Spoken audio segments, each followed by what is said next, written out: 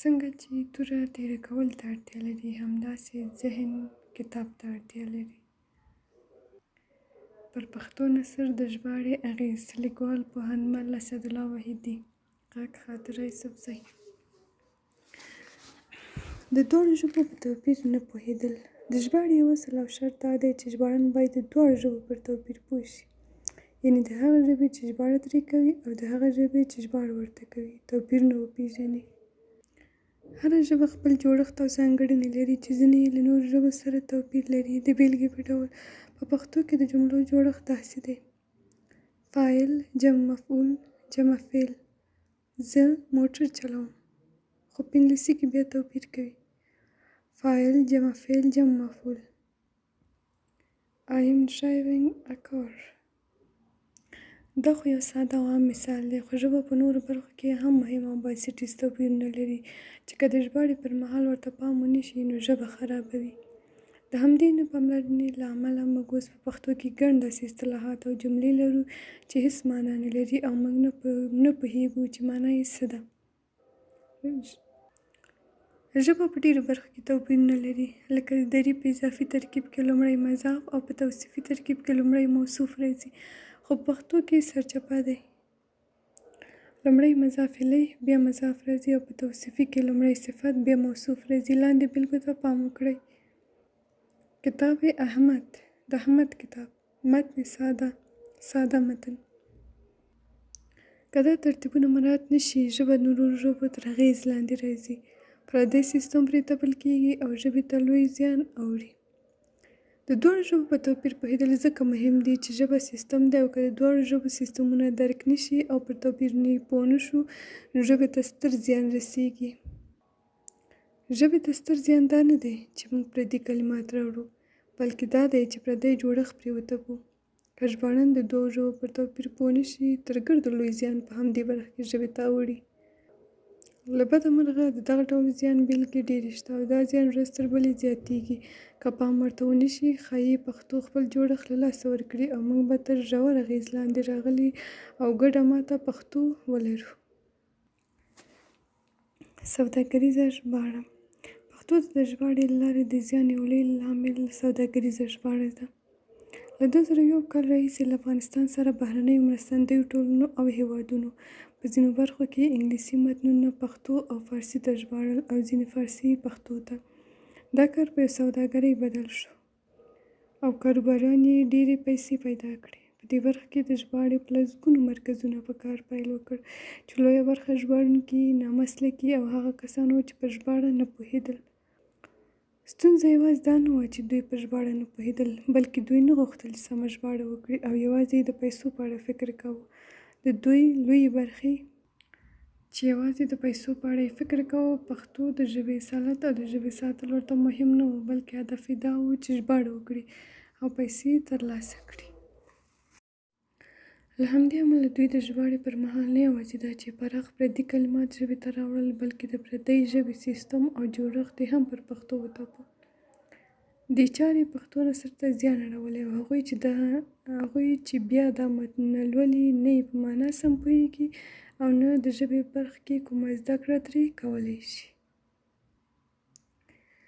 بله ستونزه دا هم وه چې ژباړه ورکوونکو سرچینو د دې ژباړې د کتلو لپاره پوه او مسلکي خلک نه درلودل چې وګوري دا ژباړه څنګه ده، مفهوم یې څومره لیږدولی او پښتو ژبه یې سمه لیکلې او که نه. له همدې کبله ستونزه پراخه شوه. له بده مرغه دا ستونزه لا هم روانه ده او اوس هم ګڼ مرکزونه سوداګریزې ژباړې کوي چې د نامسلکي چلند له امله ژبې ته زیان اړوي. هغوی چې ژباړه ورکوي باید پوه شي چې ژباړونکی پر پښتو پوهېږي او که نه. دغه راز دغه مرکزونو ته هم پکار ده چې د څو پیسو لپاره خپله ژبه خرابه نه کړي. د ژباړې په اړه د کره لارښود نشتوالی. څو کاله وړاندې په پښتو کې د ژباړې هېڅ لارښود نه و. که د ژباړې په اړه څه لیکل شوي وو هغه تر ډېره د ژباړې تاریخ او یا کمزوری تیوریکي بحث و. په دې وروستیو کې لږ کار شوی دی چې موږ د اجمل ښکلي د ژباړې اصول یادولی شو. دغه اثر که څه هم پوره لارښود نه دی خو تر یو ځای یې تشه ډکه کړې ده. په دې وروستیو کې څو نور کتابونه هم لیکل شوي دي.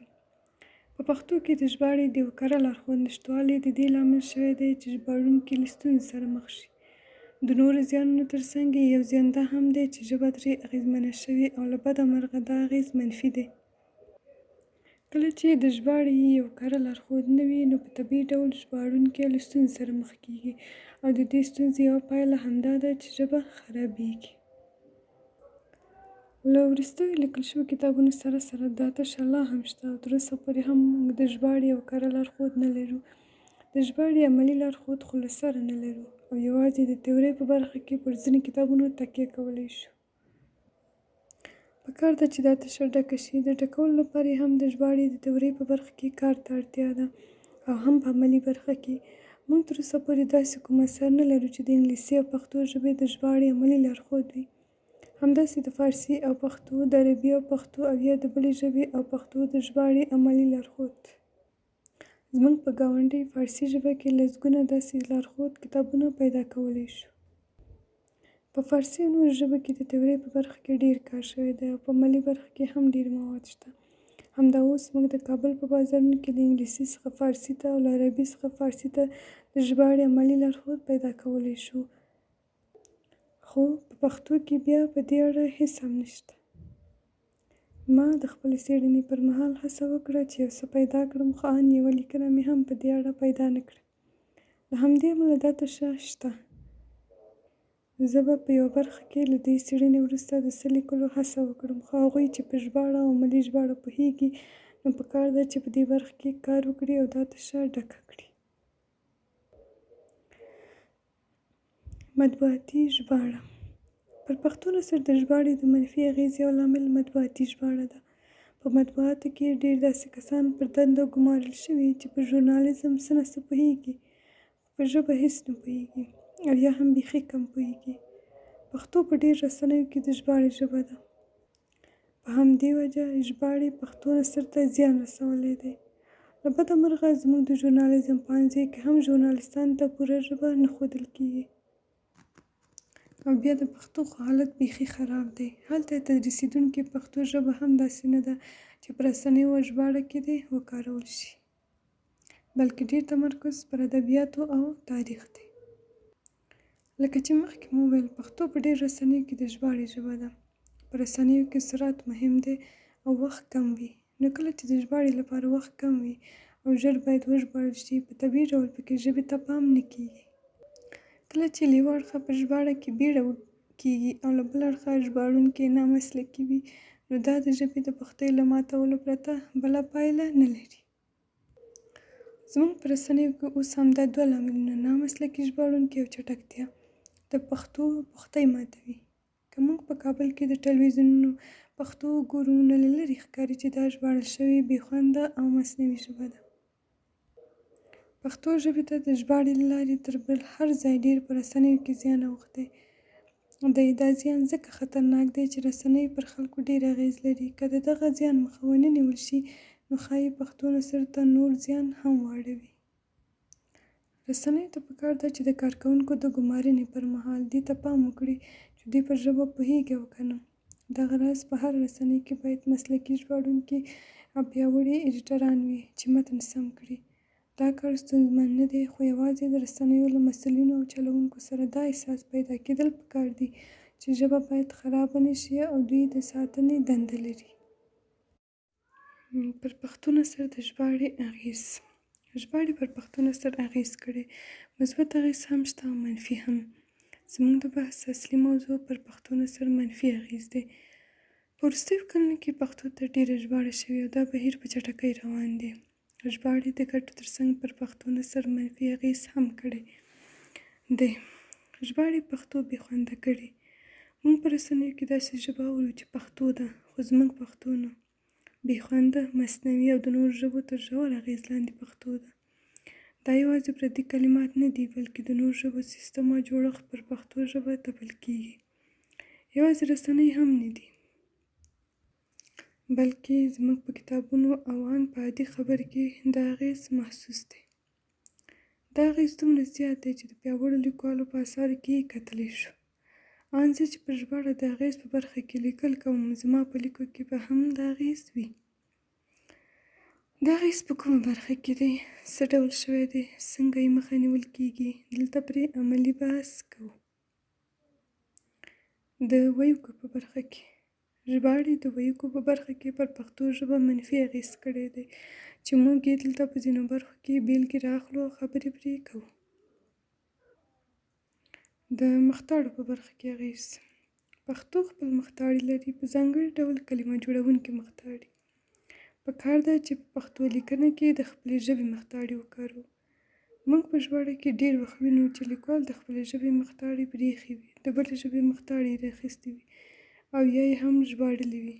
په پښتو کې مختاړی لرو، خو وینو چې بیا په پښتو متونو په ځانګړي ډول په ژباړل شوو متونو کې پر ځای غیر مختاړی کارول کېږي. بیلګو ته پام وکړئ: په کندوز کې غیر مسؤل وسلوال فعال دي.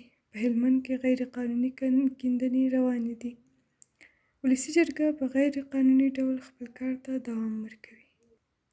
دا مثالونه ساده داسې لیکلی شو: په کندوز کې نامسؤل وسلوال فعال دي. په هلمند کې ناقانونه کیندنې روانې دي.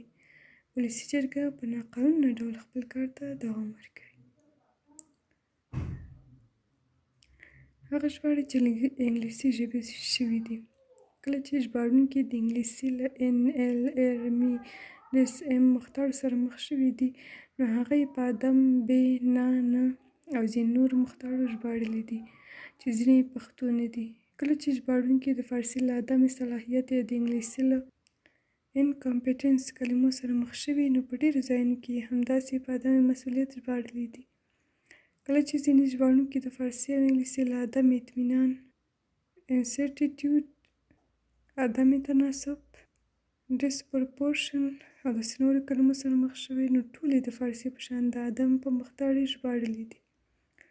موږ د دغه مختاړو لپاره په پښتو کې ب، نه او نه لرو، نو اړتیا نشته چې د فارسي ژبې عدم واخلو. له بده مرغه دا اغېز خورا زیات دی او موږ یې په ډېرو ژباړو کې وینو. د مختاړو په برخه کې د ژباړې بل اغېز د فاقد کلمه ده چې ډېری ژباړونکي زموږ د خپلې ژبې د ب مختاړي پر ځای کاروي. دا اغېز په هغه ژباړو کې کم دی چې له انګلیسي شوي دي، او په هغه ژباړو کې خورا زیات دی چې له فارسي ژبې شوي دي. کله چې ژباړونکي په انګلیسي متن کې له انکامپیټنس سره مخ شوي، نو پر بې صلاحیته یې ژباړلی دی چې ستونزه نشته. خو کله چې بیا د فارسي د فاقد صلاحیت سره مخ شوي، نو بیا له بده مرغه ځینې کمزورو ژباړونکو همداسې فاقد صلاحیت راخیستی دی. دغه راز کمزورو ژباړونکو زموږ د ژبې د ب مختاړي ځای ډېری وخت د فارسي خلاف مختاړي ته پرېښی دی. تر دې لا یو ګام هم وړاندې اخیستی دی او د انګلیسي له یوې کلمې زموږ 2 کلمې جوړې کړي دي، چې په دې ډول یې هم زموږ پر یو مختاړي سترګې پټې کړي او هم یې متن زیات کړی دی، چې دا په لیکوالۍ او ژباړه کې عیب دی. د اخلاقو خلاف امورال، د منطق خلاف انټیلوجیس، د قانون خلاف ایلیګل انټ لیګل. موږ دا کلمې په ترتیب سره بې اخلاقه، بې منطقه او ناقانونه ژباړلی شو. همداسې ګڼې نورې بیلګې شته چې موږ په ژباړو کې ورسره ډېر مخ کېږو. په ژباړه کې دا هم معمول دی چې د نورو ژبو ځینې مختاړي داسې وي چې زموږ د ژبې مختاړي معنا نشي لیږدولی. هلته بیا مختاړي په یوه کلمه وړي چې له کلمې وروسته راځي، د مختاړي په ډول نه وي او یو ترکیب جوړوي. لاندې د بیلګو ته پام وکړئ: ملي ضد انټي نیشنل، ښکېلاک ضد انټي کولونیلیسټ، د چاپ وړ امپرنټیبل، د منلو وړ اکسپټیبل. د دغه ډول ترکیبونو جوړېدل هم د ژباړې په وجه دي، خو ښایي موږ دغه ډول اغېز په ناوړه اغېز کې رانولو. د نه منلو وړ اناکسپټیبل، د نه دفاع وړ اندیفینیبل، د نه وړاندوینې وړ امپریویزیبل، د نه نفوذ وړ امپینیټریبل. په دغه بیلګو کې موږ ښکاره اغېز وینو او ګورو چې د انګلیسي ژبې یوه ترکیبي کلمه موږ ته په څومره اوږده ترکیب بدله شوې ده. د عددونو برخه کې د ژباړې اغېز. په پښتو نثر د ژباړې د اغېز انځور په شمېر نومونو کې هم لیدلی شو. دا اغېز هم په اصلي عددونو کې لیدل کېږي او هم په وصفي، کسري، انقسامي او نورو عددونو کې. په پښتو کې شمېر نوم تر څیز نوم وړاندې راځي. دغه راز په پښتو کې شمېر نوم له څیز نوم سره څه نه څه اوړي. دغه له څیز نوم سره د شمېر نوم اوړون ته ډېر کله د ژباړې پر مهال پام نه کیږي. د بېلګې په ډول: 2 تن از رؤسای وزارت معارف استفاده‌دن. د پوهنې وزارت 2 رئیسانو استعفا وکړه. په پورتنۍ بېلګه کې هېره شوه چې 2 په پښتو کې هم د جنس له اړخه او هم د حالت له اړخه ګردانیږي. په فارسي ژبه کې د پښتو خلاف عادت د جنس او حالت له مخې نه ګردانیږي، خو پښتو ته د ژباړې لپاره پکار ده چې د دواړو ژبو توپیر ته پام وشي. په پورتنۍ بېلګه کې هېره شوې چې دلته 2 اوښتې بڼه لري، نو پکار ده چې 2 ولیکل شي. د دې لپاره چې د ستونزې مخنیوی وشي، نو په پښتو کې د شمېر نوم او څیز نوم یا عدد او معدود ګرداني اړخ لږ روښانه شي. په پښتو کې 1 او 2 له خپل معدود سره د جنس او حالت له مخې ګردانیږي. یو هلک راغی. یو هلک وویل: دلته زورکی دی. یوه نجلۍ خاندي. یوې نجلۍ وخندل. 2 هلکان را روان دي. دوو هلکانو کتابونه راوړل. 2 نجونې را روانې دي. دوو نجونو کتابونه راوړل. په پورتنۍ بېلګه کې ګورو چې 1 2 عددونه له خپل معدود سره د جنس او حالت له اړخه اوښتي دي. له 1 2 پرته نور عددونه یوازې د حالت له مخې له خپل معدود سره اوړي او د جنس له پلوه نه اوړي. لاندې یې بېلګې راوړو. 3 ځوانان راغله. 3 نجونې راغلې. 3 ځوانانو سیالي وکړه. 3 نجونو سیالي وکړه. همداسې 4 محصلین 4 محصلینو. 5 ځوانان 5 ځوانانو. 50 ماشومان 50 ماشومانو. اوس په ژباړه کې د همداسې تېروتنو ځینې بېلګې راوړو. دا کتاب د بریان ټریسي په وسیله په 58 هېوادونو کې له 5 میلیونو څخه زیاتو ګډونوالو سره د 15,000 ویناوو او سیمینارونو او د ارواپوهنې او مشاورې په برخه کې د زرګونه ساعته کار پر بنسټ د کریستینا په وسیله برابر شوی دی. په پورتني متن کې همدا تېروتنه شته. له دې امله چې ژباړن یا خو په پښتو کې د عدد او معدود د ګردانېدو په تړاو نه پوهېږي او یا یې ورته پام نه دی کړی، په څو کرښو کې بیا تېروتنه کوي. په پورتني متن کې 5 میلیونو 15,000 ویناوو زرګونه ساعته کار ناسم لیکلي دي. دلته دا عددونه په اوښتې بڼه راځي. سمه بڼه یې 5 میلیونو 50,000 ویناوو زرګونو ساعتونو کار ده. بله بېلګه: په دې بېلګه کې موږ وینو چې ژباړونکی د جملې په پیل کې عدد ناسم لیکلی، خو په پای کې ورته پام کوي. په 2011 کال د آزاد پوځ د جنګیالیو شمېر 20,000 ته ورسېد او 2 کاله وروسته یې شمېر تر 50,000 واوښت.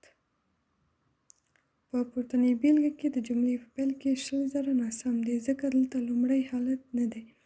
د جملې په پای کې بیا 50,000 سم دی، ځکه چې دلته هم دویم یا مغایره حالت دی.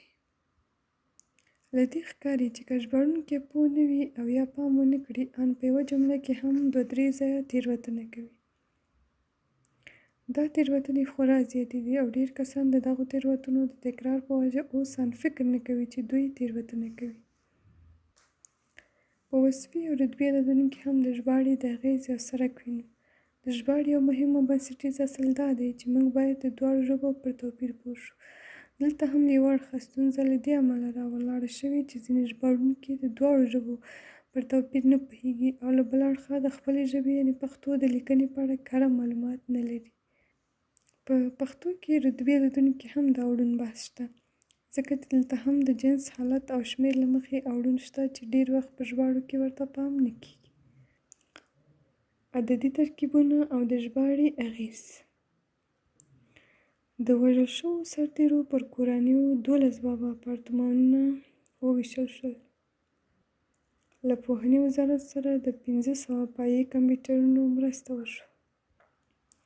ولسمشر د انګلستان ملکې ته یوه تخته افغاني قالینه ډالۍ کړه.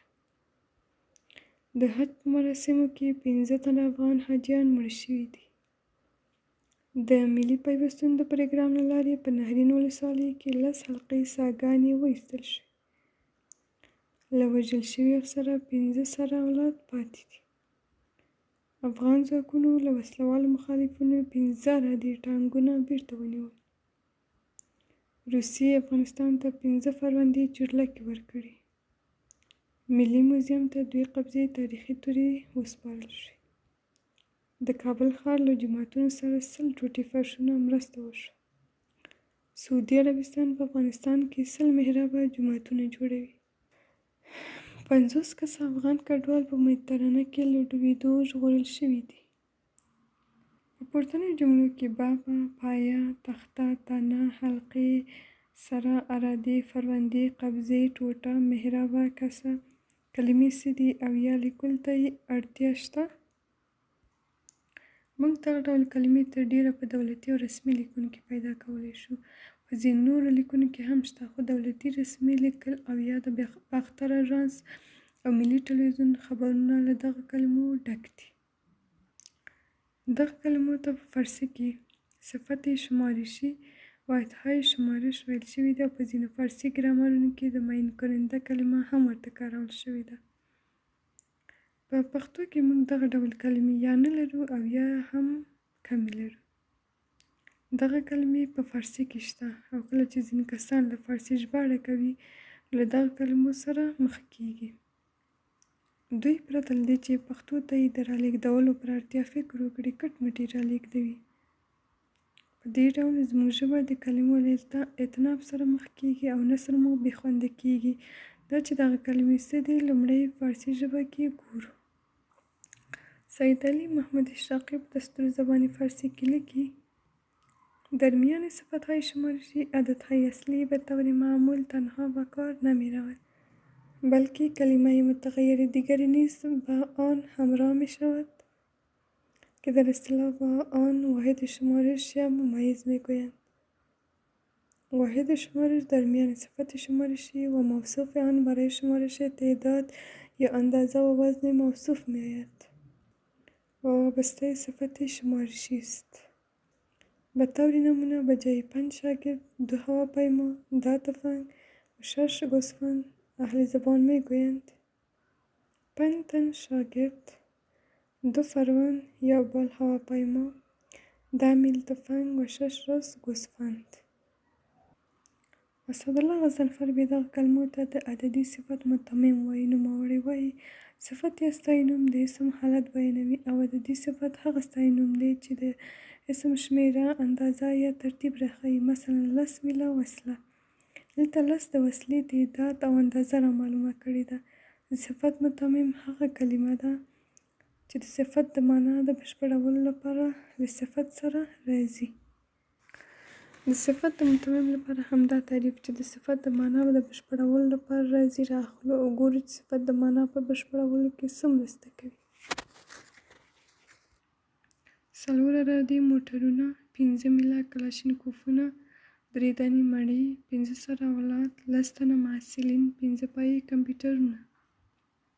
اوس په دغه بیلګو کې عرادي، میله، دانې، سره، تنه، پایې کلمې د صفت د معنا په بشپړولو کې څه مرسته کړې ده؟ زه فکر کوم نه یوازې مرسته یې نه ده کړې بلکې ښایي هغوی چې د فارسي ژبې له دغه کلمو سره بلد نه دي د معنا له اړخه یې له ستونزې سره مخ کړي. د فارسي دغه صفت شمارشي باید د اندازه کولو له واحدونو څخه په بشپړ ډول بیل شي. موږ یو د اندازه کولو واحدونه لرو چې که هغه ونه لیکو په معنا کې ستونزه پیدا کوي. په همدې بحث کې ښاغلي غضنفر د استاد رښتین په حواله همدا خبره لیکي. اوس که موږ ولیکو 15 کیلو غنم، 100 متره لاره، 15 جریبه ځمکه، 1 پاکټ ګولۍ، 2 جوړې څپلۍ، 10 لیتره تیل. په پورتنۍ بیلګې کې موږ د کیلو، متره، جریبه، پاکټ، جوړې، لیتره کلمې وباسو نو په معنا کې بدلون راځي او حتی ځینې بیلګې یې بې معنا کېږي. 15 غنم یعنې 15 دانې غنم معنا لري. 100 لاره دا هېڅ معنا نه لري.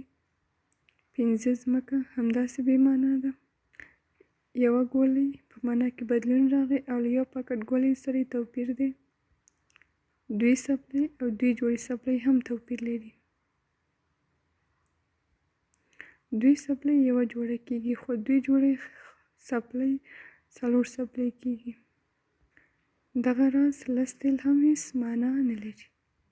په همدې اساس موږ باید د اوږدوالي، حجم، مساحت، وزن او داسې نور د اندازه کولو واحدونه له هغه څه سره ګډ نه کړو چې فارسي کې ورته صفت شمارشي وایي. موږ په پښتو کې اصلاً صفت شمارشي نه لرو، له همدې امله یې د کارونې اړتیا نشته. موږ په پښتو کې د اوږدوالي، حجم، مساحت، وزن او داسې نور د اندازه کولو واحدونه لرو چې په هېڅ ډول د فارسي په شان بې ځایه او بې معنا نه کارېږي. په پښتو کې که دغه واحدونه بې ځایه وکارول شي معنا بدلوي او ان په ځینو ځایونو کې بې معنا ترکیبونه لاسته راځي چې بېلګې یې پورته راوړل شوي دي. دلته یوه یادونه اړینه ده او هغه دا چې تر هغو چې د اوږدوالي، حجم، مساحت، وزن او داسې نور د اندازه کولو مؤثر او دقیق واحدونه نه وو، موږ په ژبه کې ځینې واحدونه درلودل چې د ځینو کارول یې اوس بې ځایه خو ځینې لا هم د کارولو وړ دي. دغو کې یو شمېر داسې واحدونه دي چې په کلیوالو سیمو کې کارول کېږي او د سیمې خلک یې د خپلمنځي پوهاوي په پار کاروي، خو دا هېڅکله دقیق او کره معیارونه نه دي. دلته یې ځینې بېلګې راوړو.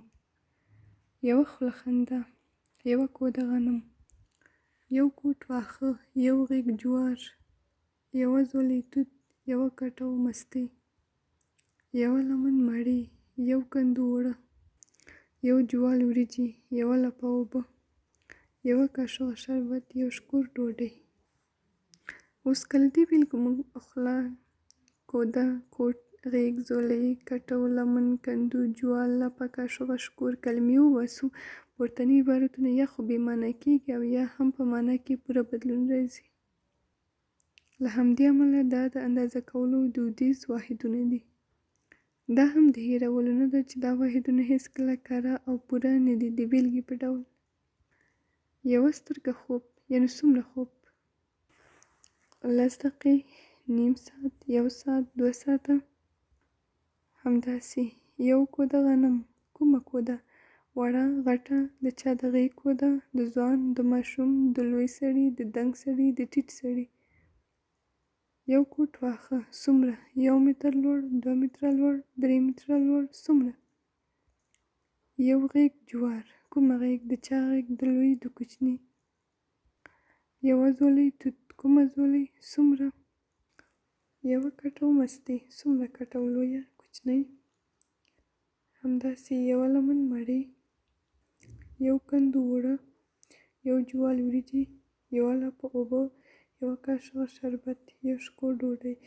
یو هم د اندازه کولو کره واحد نه دی، خو له دې امله چې په کلیوالو سیمو کې د اندازه کولو کره واحدونه نه وو یا نشته او یا هم دغه څیزونه دومره کره واحدونو ته اړتیا نه لري یا پښتنو نه دا احساس کړی، نو دغه ډول واحدونه یې کارولي دي. په فارسي کې چې زموږ په دولتي ادارو کې ډېری وخت ترې پښتو ته ژباړه کېږي، دغه ډول کلمې شته چې که ونه لیکل شي هېڅ ستونزه نه پېښوي، خو نه پوهېږم چې فارسي کې به د کومې اړتیا له مخې دغه ډول کلمې رواج شوي وي. البته فارسي کې هم اوس دغه ډول کلمې په 2 برخو ویشل شوي دي. یو ځل بیا ورګرځو د ښاغلي اشراقي کتاب ته. واحدهای شمارش را به 2 گروه کلی میتوان تقسیم کرد. الف، واحدهایی که چیزی به معنا نمی‌افزاید و وجود آن اختیاری است. 4 عدد چوکی، 2 پای یخچال، 2 دانه قلم. ب، واحدهایی که به معنا می‌افزاید و وجود آن اجباری است. 2 متر تکه، 1 سیر گندم، 100 کیلومتر سرک.